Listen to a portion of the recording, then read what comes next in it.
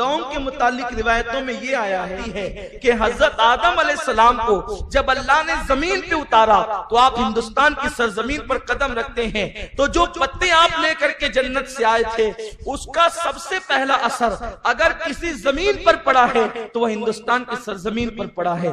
یوں بھی جو لونگ ہوتی ہے، لونگ کے متعلق روایتوں میں یہ آیا ہے کہ جب حضرت آدم علیہ السلام اللہ کے خوف سے روئے ہیں تو وہ رونے کے جو آنسو ہے جس زمین پر پڑے ہیں، اللہ تبارک و تعالیٰ نے زمین کے اس خطے سے لونگ کو پیدا فرمایا ہے۔ یہ لونگ میں بھی خوب تاثیر اللہ نے رکھی ہے۔ اللہ اکبر۔ تو ہندوستان کی سرزمین سے عرب تاجر گرم مسالے لے جاتے، عرب میں بھی بیچتے اور خاص طور پر انگلستان کی منڈیوں میں بیچتے۔ چونکہ انگریز بہت مہنگا خریدتے تھے، لیکن ان کو اس بات کی تلاش تھی کہ یہ عرب تاجر لاتے کہاں سے۔ عرب اتنے ہوشیار تھے، ظاہر سی بات ہے، ان کی دانائی، ان کی عقل، ان کی دانش مندی دنیا میں بڑی مشہور ہے۔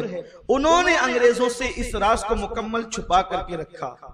پھر اس کے بعد انگریز اس کھوج میں لگے، کیونکہ انگریز کا دماغ کھودنے والا، کھوج لگانے والا، تحقیق کرنے والا اور کسی راز کے پیچھے پڑنے والا، تجسس میں ان کا دماغ اکثر ایسا ہوتا ہے۔ تو وہ اس راز کے پیچھے پڑے۔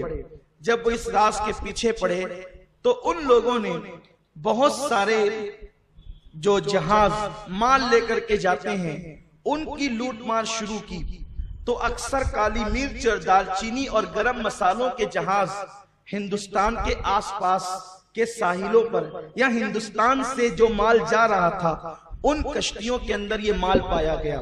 تو انہوں نے قیاس کیا کہ ہو نہ ہو یہ مال جو ہے ہندوستان سے آتا ہے، اور ہندوستان کے لیے جو ہے پھر ان لوگوں نے جو واسکو ڈی گاما کو جو ہے روانہ کیا، اور وہ حادثات سے گزرتا ہوا وہ مالابار کے ساحل پر پہنچا۔ وہ آیا جب وہاں تو آنے کے بعد اس کو اسی علاقے میں کالی مرچ کے باغات مل گئے، اور پھر اس کے بعد کچھ سالوں کے بعد اس نے دار چینی کا بھی پتہ لگا لیا۔ نتیجہ یہ ہوا کہ جو ان کا مطلوب تھا انگریزوں کو ہاتھ آ گیا۔ اب انگریزوں کے لیے ہندوستان کی سرزمین گویا کہ کالے سونے کی سرزمین تھی۔ انہوں نے اور بھی بہت سی وجوہات ہیں، ساری وجوہات پہ گفتگو نہیں ہو سکتی۔